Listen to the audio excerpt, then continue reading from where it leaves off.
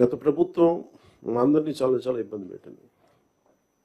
ఉన్నతాధికారుల చేత, రెవెన్యూ యంత్రాంగం చేత సినిమా టికెట్లు అమ్మించడం దగ్గర నుంచి, ఇసుక దోపిడీ చేయడం దగ్గర నుంచి మా అందరికీ ఏమనిపించింది అంటే బయట నుంచి when we are not in governance, ఇంతమంది ఐఏఎస్ అధికారులు ఉన్నారు, ఇంతమంది సీనియర్ బ్యూరోక్రాట్స్ ఉన్నారు, how come none of them had raise their objection.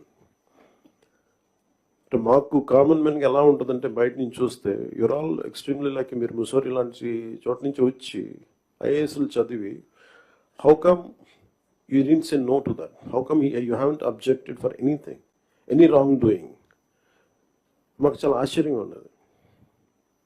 ఎందుకు మీరు ఇంతమంది ఉండి ఇంత ఫిజికల్ ఇర్రెగ్యులారిటీ జరుగుతుంటే ఎందుకు మాట్లాడరు ఏంటి, ఏం చేయరు ఏంటి అనేది మా నిస్సహాయత, మా ఆవేదన. It was quite painful, it was quite మాకు రెస్ట్లెస్నెస్ వచ్చేది.